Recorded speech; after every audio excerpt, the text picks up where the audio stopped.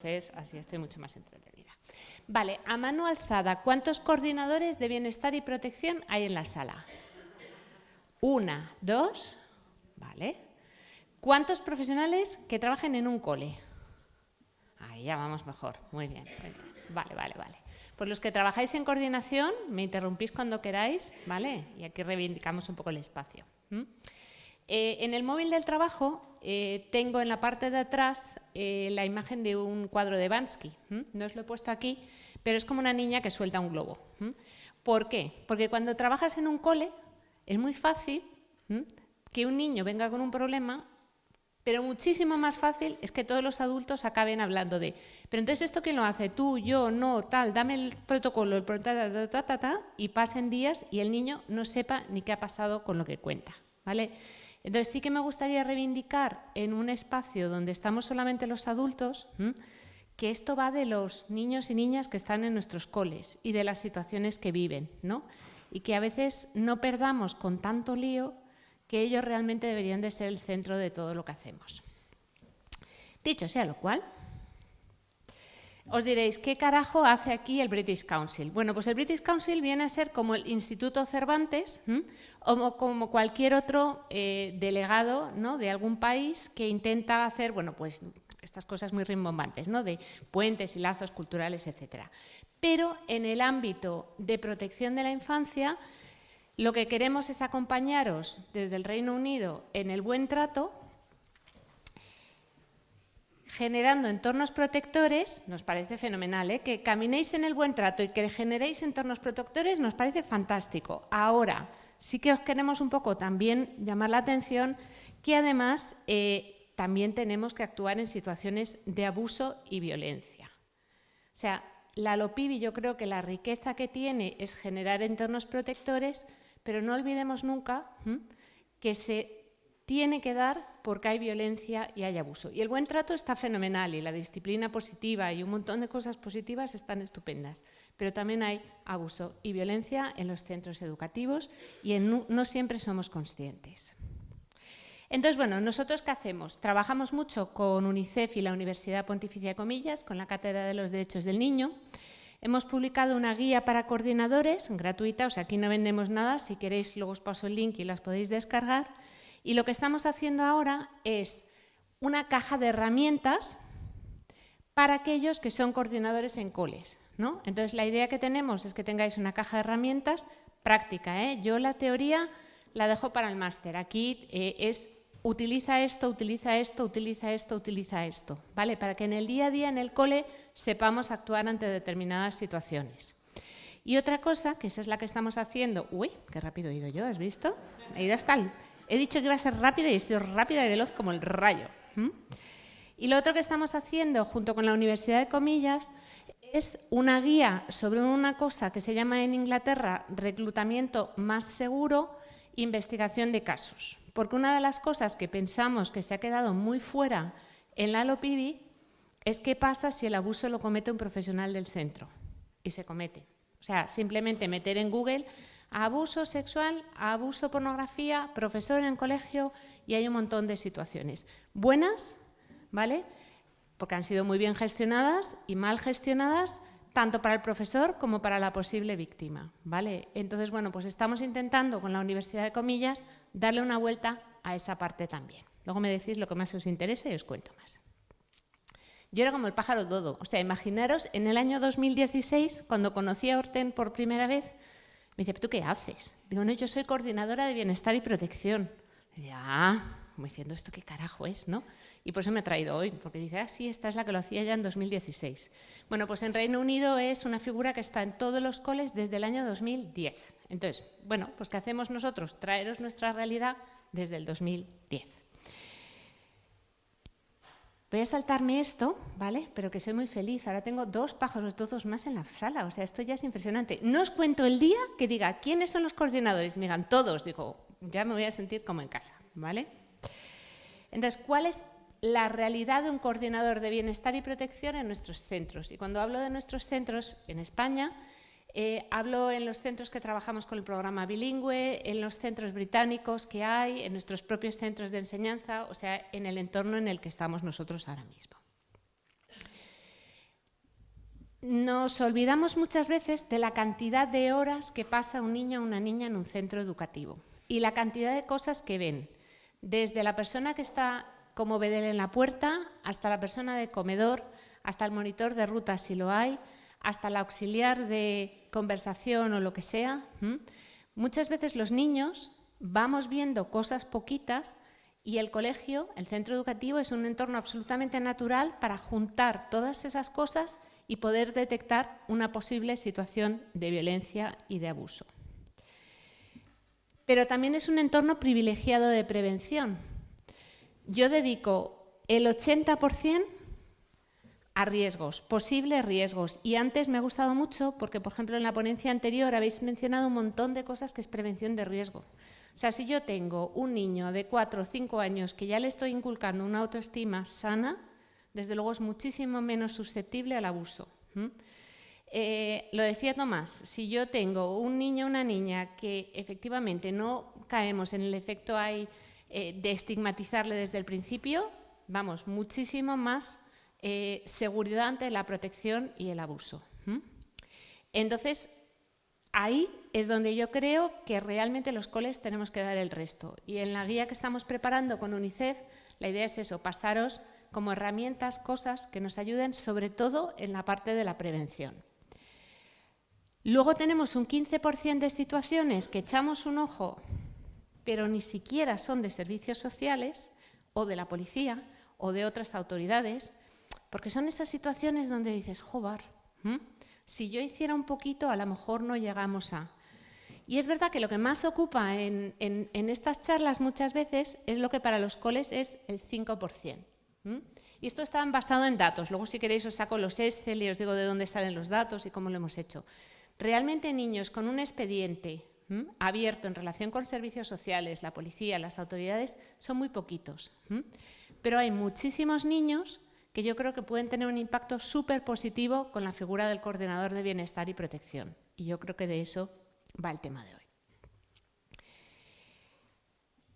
A mí me encanta esta parte, y es que con todos, lo hemos dicho, pero sobre todo también con aquellos que tienen un expediente abierto en servicios sociales, bien porque en casa hay violencia de género, bien porque hay violencia doméstica, bien porque hay sospecha de abuso sexual, bien porque son menores infractores. Hay muchísimas situaciones, ¿vale?, que pueden afectar a los niños y a las niñas, pero los niños y las niñas siguen en los centros educativos. Y lo que tenemos, yo creo que todavía muy poco desarrollado, por eso me ha gustado mucho la ponencia anterior a la mía, yo estaba encantada, digo, yo sigo escuchando aquí. Tenemos muy poquitas estrategias de protección desarrolladas. Yo muchas veces le digo a un profesor, mira, no te puedo dar detalles, pero que sepas que este niño está en una situación muy complicada, ahora mismo hemos tenido que hacer una derivación a servicios sociales, en cuanto sepa más te cuento, ¿no? Perfecto, sí, no te preocupes. A la semana viene y dice, joder, es que fulanito se porta fatal. Mira, el otro día da un golpe en la mesa que yo le creí que voy a hablar con los padres y le voy a poner una sanción. Digo, no vamos a hablar con los padres, no hay padres, no hay. Hasta la idea que no hay padres. Entonces diréis, bueno, ¿de quién es entonces la responsabilidad? Pues para mí es una responsabilidad de generar un entorno protector, intentando en la medida de lo posible ver qué herramientas podemos poner nosotros en marcha sin interferir nunca en lo que estáis haciendo agencias que están fuera, pero que sí que pueden compensar determinadas cosas, ¿no?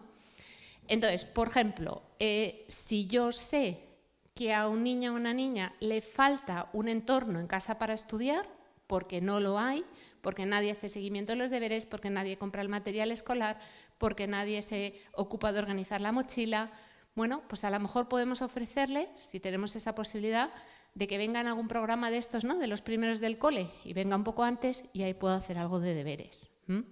Si ya sabemos que en casa, al llegar con malas notas, va a haber un castigo físico, bueno, pues a lo mejor tenemos que ver cómo trasladamos esas notas a casa para que no haya ese impacto. Y así con muchísimas cosas. Entonces yo creo que uno de los grandes retos que tenemos los coordinadores de bienestar y protección no es solamente el coordinarnos, que por supuesto con los de fuera, pero también ver dentro qué margen de maniobra tenemos. Porque otra de las cosas que vamos a ver, y antes comentabais los grupos de WhatsApp, Cuando tengo algún alumno o alguna alumna que ha sido el victimario de una situación de abuso o cuando ha habido algún tipo de situación complicada, el machaque muchas veces de las otras familias contra ese estudiante es brutal, ¿no? Y quieren que se vaya del centro, que lo abandone, etcétera, ¿no? Entonces, muchas veces ahí también tenemos que ver cómo podemos protegerle, porque al final nosotros también tenemos esa labor educativa con aquellos que en un momento dado han podido ellos mismos hacer algo que ha sido incorrecto, o simplemente que han sido estigmatizados por el entorno en el que viven, ¿no? Hace muchos años, en uno de los centros, por ejemplo, tuvimos una situación donde un padre era traficante y se le pegó un tiro enfrente del colegio. Bueno, pues la respuesta de los otros padres no fue ¿qué podemos hacer para ayudar a este niño a superar este trauma? Que era un trauma gordísimo, sino era un por favor, saca a este niño del colegio, qué riesgo supone para mis hijos convivir con alguien cuyo padre era narcotraficante. Vale, yo os pongo los casos, ¿vale? Y vamos rapidito, sobre todo porque me gustaría luego dejaros un poquito de tiempo para hablar, ¿no? ¿Qué es lo que vemos? Todos estos son casos que se han dado en uno de los centros. No me he inventado ninguno. Lo he podido simplificar, pero no me he inventado ninguno. Termina el colegio, Joan y Arnau están esperando a que vengan a recoger al alumno, niño, Iván de 7 años. 30 minutos más tarde viene su madre, está muy alterada, le grita al niño que se meta en el coche ya y el niño se echa a llorar. Mis compis coordinadores, ¿os animáis a decir qué haríais? Si queréis, esto no es obligatorio, que no me han pedido dar la charla, me la han pedido a mí, o sea que no tenéis por qué. ¿Sabríais actuar?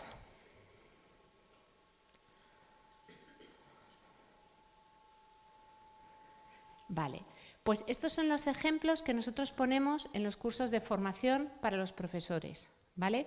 Pero no solamente para los profesores. Nosotros una de las medidas preventivas que hacemos es ofrecer una formación anual a todos los que trabajen en relación con el centro educativo y todos son todos, desde el personal de comedor hasta el personal de limpieza, aunque estén fuera del horario del colegio, sino que sepan cómo actuar en determinadas situaciones. ¿Vale? Os cuento un poco, por terminar de daros esta historia, porque he sacado algunas cosas, ya os digo. En este caso, los dos profesionales que se enfrentaron a esta madre tuvieron la clara sensación de que tenía un grado de alcohol absolutamente elevado y según vieron que cogía al niño, le metía en el coche y conducía en dirección contraria, llamaron a la policía. ¿Vale? Entonces, saber que estas cosas se pueden llegar a dar nos ayudan, ¿vale? ¿Qué enseñamos nosotros en los cursos? Bueno, pues les enseñamos a saber cuál es el nivel de riesgo, bajo, medio, alto, cuáles son los siguientes pasos, ¿no? Y explicarles cuál sería el papel del coordinador de bienestar y protección, ¿vale? Luego, si queréis, entramos un poquito en esto. ¿Qué otro caso os presento? Bueno, pues un auxiliar de comedor acude a ver al coordinador de bienestar y protección. No sabéis la cantidad de cosas que me vienen por personal auxiliar. Muchísimo, porque los niños muchas veces se sienten como muy cercanos a ellos, es gente que ven como muy accesible, ¿no? Escuchó a un grupo de jóvenes, 14 años, hablando en la entrada. Hablaban sobre uno de los profesores y parece que invita a los alumnos a tomar algo después de las clases. A tomar algo. No os digo el qué. Ya sabes lo que pasa si te niegas, dijeron, y parecían desanimados. Yo estoy convencida de que hay dos barreras enormes. Primero, la de los niños. Para que un niño tenga el valor de decir que se siente incómodo yendo con el profesor a tomar algo, hace falta muchísimo valor. Y hay que generar ese entorno que es esta en la parte de prevención que favorezca que un niño se sienta como que tiene la posibilidad de compartir que esto no le gusta, que hay algo raro en ello. ¿Vale? Aprovecho para deciros que este caso es de un entorno que yo conozco, pero hace 2 semanas hubo este mismo caso en un colegio en Madrid. ¿Vale? Un profesor que compartió con los padres que se llevaba a los niños a casa para hacer un trabajo final de curso, no sé si lo visteis. Y efectivamente ella aprovechaba para hacer lo que no era lo correcto. Pero pasa otra cosa, nosotros tenemos que formar a los profesionales del centro para que si oyen esto, ellos se animen a contarlo, porque esa es la segunda barrera. Porque a veces los chavales dicen algo, confían en alguien y esa persona, ¿no? Muchas veces dice, ¡puf! Menudo marrón, ¿a quién le cuento yo esto? A ver qué van a pensar, a ver si es verdad, con lo majo que parece este profesor, no le quiero meter un problema, a ver si va a peligrar mi puesto de trabajo por mentir, ¿no? Entonces hay que explicarle a la gente que generar un entorno protector donde se detecta la violencia y el abuso significa que si tú oyes algo así, es tu obligación acudir al coordinador de bienestar y protección, ¿no? Y alguno me preguntaréis, ¿entonces aquí es donde entra la guía de la investigación de casos que mencionas con comillas? Sí. Porque en este caso, cuando llega el coordinador, probablemente no vayamos a la policía, ¿vale? Porque a lo mejor resulta que cuando tú indagas, Enric, el profesor, es un chaval súper jovencito, ¿vale? Me estaba acordando de un caso, por ejemplo, de un asistente de comunicación que nosotros teníamos, que se llevaba 6 años con los chavales, era nuevo en el pueblo, no tenía amistades y bueno, le parecía que bueno, pues que invitarles a tomar algo y era algo sin alcohol, pues no tenía riesgo, ¿vale? Pero hay que explicar, ¿no? Y ver un poco cómo se investiga esta situación. Por supuesto que siempre que haya indicio de delito, vamos a las autoridades. Pero aquí a lo mejor todavía no hay un indicio de un delito y hay que saber actuar. Vale. Otro. En el comedor el personal observa que una niña tiene cortes en los brazos. Sabéis que los últimos datos indican un incremento de un 250% en suicidios en adolescentes después de la pandemia. 250% ya es un incremento, ¿eh? Le pregunta por ellos. La verdad es que siempre han tenido muy buena relación, ¿no? Esa persona de comedor. Parece hundirse delante de ella. No puedo más, no quiero desilusionar a mi padre, pero sé que no voy a probar. Te cuenta que cuando se corta siente como una sensación de alivio. Te mira y te pide. No se lo cuentes a nadie, ¿vale? Bueno, pues al personal de comedor hay que explicarle que sí lo tienen que contar. ¿Y a quién? Pues a la figura ahora del coordinador de bienestar y protección, ¿no? Porque es una manera de ayudar. Entonces, bueno, pues insisto, muchas veces ese personal lo hace con la mejor de las intenciones, ¿no? Y les cuesta un montón venir y contarlo. Dicen, jo, es que han confiado en mí, va a pensar que le he traicionado, ¿no? Pues explicar a los chavales y a los adultos lo que va a pasar lo consideramos muy importante. Vale. Otra situación. El jefe de estudios acude a una competición deportiva organizada por el colegio. Participaban alumnos y alumnas de tercero de la ESO. Tras el partido, perdieron, el entrenador pide a los 2 jugadores que se levanten y se pongan, pide a 2 jugadores que se levanten y se pongan en el centro del grupo. ¿Creo que se ha ido? No, ya está. Ambos han sido un desastre como jugadores ese día. Se han pasado el día haciendo el tonto. Sois unos inútiles, nunca seréis nada en el fútbol, fracasados como vuestros padres, les increpa. El entorno de las actividades extraescolares, y os he puesto una deportiva, pero os podría hablar de muchas otras, es responsabilidad de los centros educativos. Y muchas veces hay en ella profesionales que sin intención de causar daño lo causan y mucho y pueden machacar un montón a los chavales que acuden a ellos. Entonces también tenemos que asegurar que dentro de ese entorno de protección metamos todas esas actividades y que haya en las actividades extraescolares también esos delegados de protección que reclama la ley, ¿no? Porque efectivamente volvemos a lo mismo. Esto no sería una situación que se denuncie a policía, pero a lo mejor sí que alguien tiene que hablar con el entrenador y decir, mira, esto no ayuda. Que efectivamente han estado haciendo el tonto, que efectivamente han perdido el partido, entre comillas, por su culpa. Bueno, pues vamos a ver un poco cómo trabajamos con esos chavales, pero no poniéndose en el centro, diciendo, etcétera, etcétera. Y el mundo del fútbol, os digo que es telita. Y no sé si son pero los padres o los entrenadores, ¿vale? Y el último que yo os decía, ¿no? Una familia ha sido derivada a servicios sociales por violencia doméstica. Uno de los niños, 14 años, muestra en clase problemas de conducta. ¿Vale? Bueno, pues entonces, ¿qué hacemos desde el colegio? Pues efectivamente nos reunimos con servicios sociales y nos dicen, Esta familia va a venir y te dicen cada mes, cada 6 semanas, cada 2 semanas, y estamos trabajando con ellos, ¿vale? Y eso es súper lícito y es tremendamente positivo y nos van contando cómo avanzan las cosas. Pero nosotros les tenemos 5 días a la semana, un montón de horas. Entonces tendremos que ver desde el centro educativo qué podemos hacer para acompañar a este chaval para que no se perpetúe lo que ya sabemos que existe muchas veces, que es ese círculo de la violencia, ¿no? Gente que ha sufrido violencia y que luego ejerce violencia. Gente que de alguna manera es expulsada del sistema educativo porque tienen detrás una situación familiar muy compleja y no vemos la capacidad a lo mejor que nosotros tenemos de que esto mejore, ¿vale? He sido lo más rápida que he podido, ¿eh?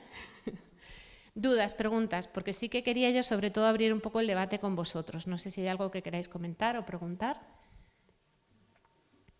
Si ya os hemos matado porque es la hora de la comida.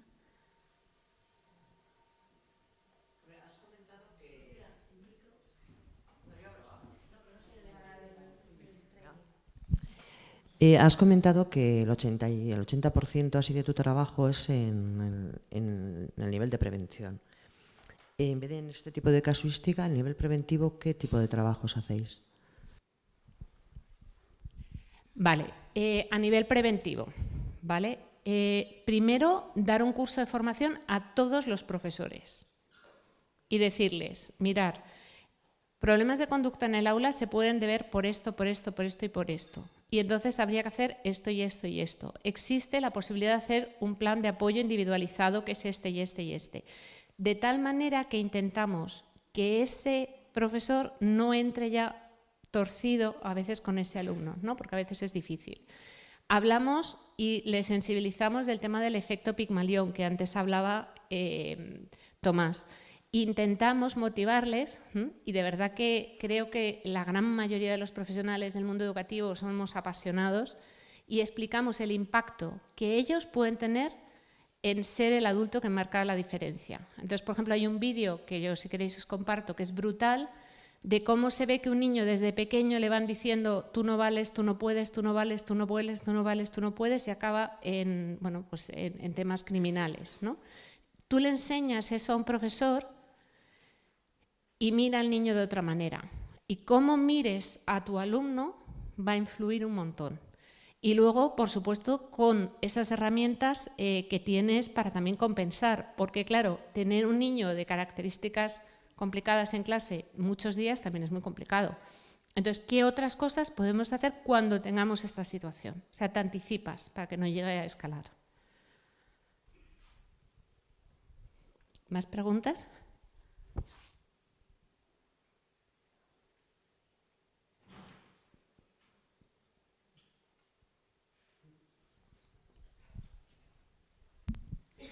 Bien, como no preguntáis, yo no vengo del mundo educativo, pero bueno, desde ABAIM sí que quería recoger un poco algo en común que habéis manifestado todas las personas que habéis aportado vuestro conocimiento y experiencia, y es el valor de la dignidad, del reconocimiento de la otra persona como primer elemento de prevención y primer elemento de protección.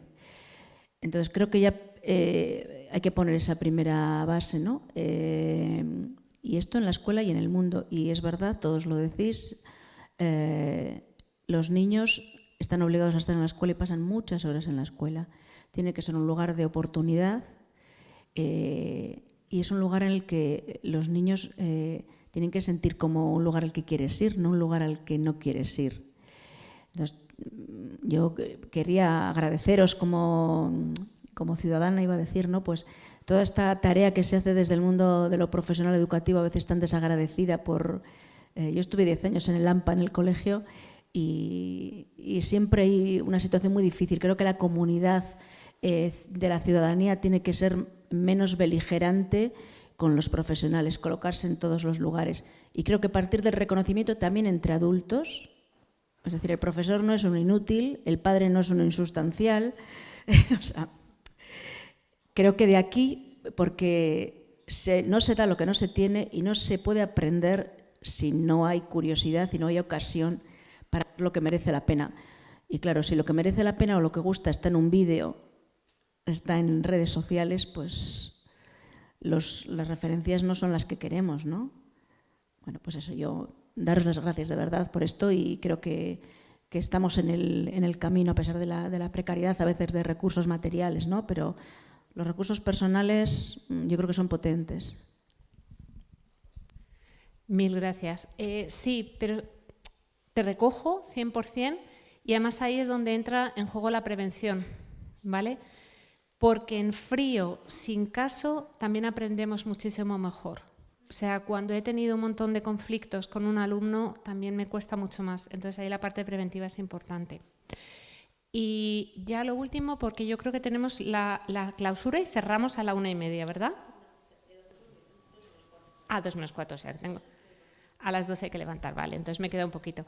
Vale, si tengo 5 minutos todavía, sí que me gustaría plantear alguna cosita en relación a la formación de los coordinadores de bienestar y protección, ¿vale?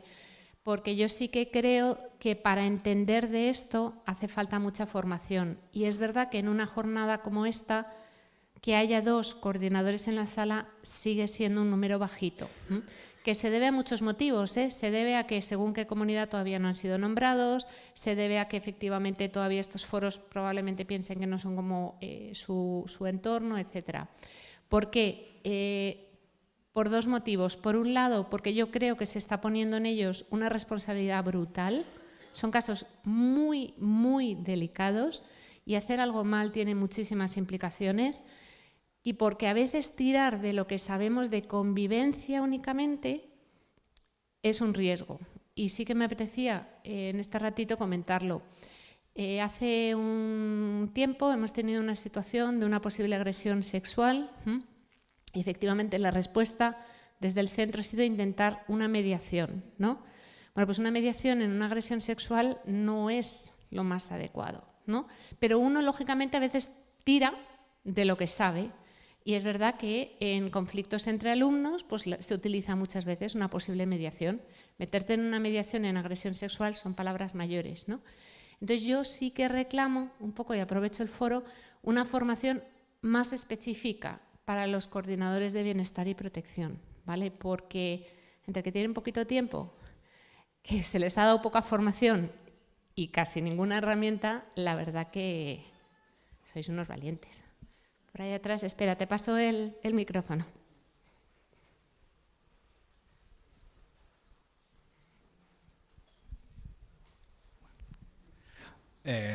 Bueno, muchas gracias, está muy interesante. La pregunta es, como coordinadora de bienestar, además, ¿eres profesora, orientadora y demás? ¿O es un rol al que dedicas X horas a la semana? Y luego, en cuanto a... Habrás hablado de la necesidad de la formación. ¿Crees que eso sería suficiente o igual la necesidad de otras figuras a nivel para hacer un trabajo más interdisciplinar y en red podría ser quizá otra vía? Nada, te contesto un poco a las dos. Mi figura es un poco no normal, ¿vale? Porque yo llevo un poco la coordinación de lo que es todo el territorio español. Pero en Reino Unido lo primero que se haría sería una valoración de la situación del centro educativo, es decir, número de alumnos, número de etapas educativas, situación que pueda haber de conflicto o no, etcétera, para ver qué número de horas hay que alocar a ese centro educativo para saber cuántas horas necesita un coordinador de bienestar para hacerlo bien. Porque, lógicamente, no es lo mismo si tú estás en una escuelita infantil y tienes 20 niños o si estás en un pueblo con una aula unificada que si tienes varios, ¿no? En los centros más pequeños, normalmente es un profesor que se le da una formación especializada. En los centros más grandes puede ser un profesional de distinta procedencia con más tiempo. O sea, el tiempo va a ir un poco en función, ¿no?, de las horas que tiene que dedicar a ese rol. Y así lo hacemos nosotros aquí también. A mí me parece, y esa es mi opinión, y yo la he defendido siempre, que tiene que ser alguien que está en el centro educativo, ¿vale? ¿Por qué? Porque las cosas ocurren súper rápido. Este niño no se quiere ir a casa, esta niña está llorando, este niño necesita hablar con alguien. Si ahí tiramos de recursos externos y decimos, mira, ¿puedes venir? Sí, sí, no te preocupes. Hoy es viernes, el lunes es festivo, voy el miércoles. Bueno, pues a lo mejor el miércoles ya ha pasado. Entonces yo creo que es importante que haya una persona de contacto en el centro. Ahora, esa persona no debería de saberlo todo. Nosotros tenemos como una especie de escalones y vamos acudiendo según qué. Yo, infinidad de casos, escuchaba antes a mi compañera de servicios sociales, yo infinidad de veces cojo el teléfono y digo, oyes, tengo esto, ¿qué hago? ¿No? Y me dice, mándamelo, escríbemelo, ponme esto. A mí me da una tranquilidad inmensa trabajar en red, porque yo sé de lo mío, no sé de otras cosas. Entonces, ese trabajo en red es absolutamente fundamental. Con la orientadora del centro, que en nuestro caso es, vamos, no me digo orientadora porque muchas son chicas, pero vamos, también hay algún chico, trabajamos muchísimo. Entonces, por ejemplo, otro caso que os puedo poner, teníamos una situación, un divorcio muy conflictivo y un intento de suicidio de la madre delante de los niños, bueno, pues por intentar ahí determinadas cosas. No vamos a entrar en esa parte. A mí me parece una situación de riesgo, yo se la derivo a servicios sociales y la orientadora sí que está trabajando con ese niño, pues esa vivencia un poco hasta que la recojo a algún recurso externo. Entonces, trabajamos mucho en red, porque además yo creo que en manos es lo que siempre falta. No sé si con eso te contesta.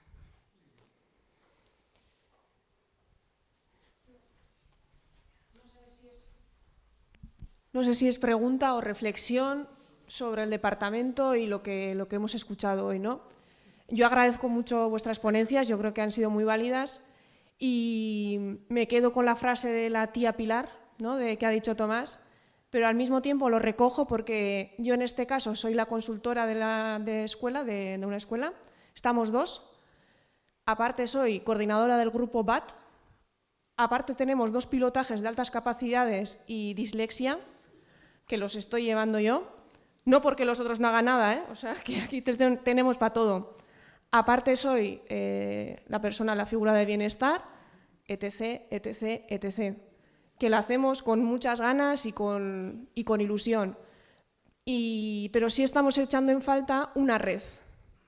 Nosotros estamos formando una red. Tenemos a Cris y a Carmen en estos momentos que nos están ayudando un montón con los casos de servicios sociales, pero nosotros echamos en falta una figura de trabajadora social, psicólogo, sobre todo trabajadores sociales en el centro que estoy en este momento, ¿no? Y no lo tenemos. Lo hemos externalizado, le hemos llamado a Aitor, que te ha hecho ahora mismo la pregunta a Kokuk, y estamos esperando como agua de mayo a que vengan, porque hemos tenido un intento de suicidio en el cole, que ha pasado en el cole, y nos hemos encontrado solos.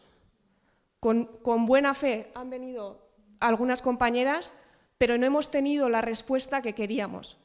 Y ha sido Aitor, cuando vino a desglosarnos la factura y a ver cómo íbamos a buscar subvenciones y tal, cuando nos dio algo de luz y esperanza. Y dices, ostras, tiene que venir un tío, con todo el respeto, que no es de educación, que nos viene a hablar de cómo vamos a solucionar o cómo vamos a buscar la financiación y darnos un poco de esperanza cuando el departamento nos ha cerrado las puertas, nos ha mandado un email que ni lo terminé de leer de la rabia que tenía. Y ahora tenemos que hacer esto y lo otro, que lo haremos y lo vamos a sacar adelante con muchas ganas. Pero no es el modo, ni las formas. Y creo que esta formación tenía que ser muy largo, o sea, mucho más extenso. Creo que habéis dado muchas claves, que los he recogido y voy a abrir en el grupo de convivencia, que también soy la coordinadora, y porque estamos creando pues, el nuevo documento, entonces, pero eso, yo creo que es una reflexión de que tenemos que darle un cambio, la sociedad está cambiando, las escuelas están cambiando y necesitamos nuevas figuras que nos ayuden al equipo docente a llevar a cabo unos trabajos que se nos escapan de nuestras manos.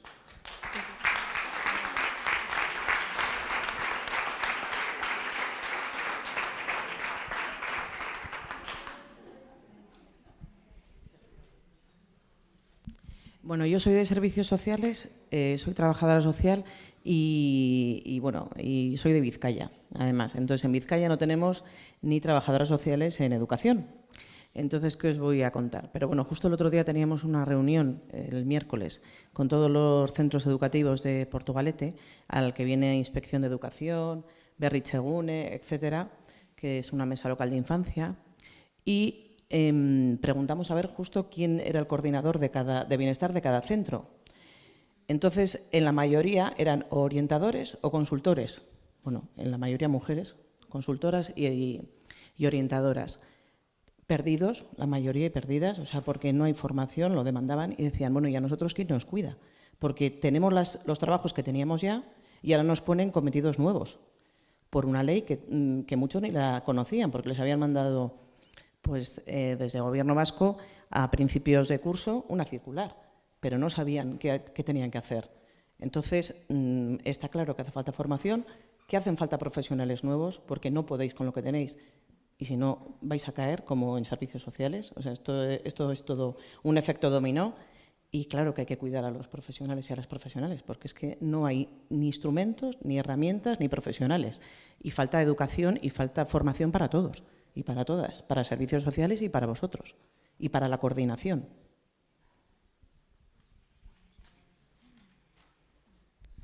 Sí. En lo que subes, pero soy súper breve, una de las cosas que hemos incluido en la herramienta es el autocuidado. Y te agradezco que lo digas, porque es verdad que determinadas personas en los centros educativos vemos situaciones muy feas. Y es verdad que la parte de autocuidado va a ser muy importante también.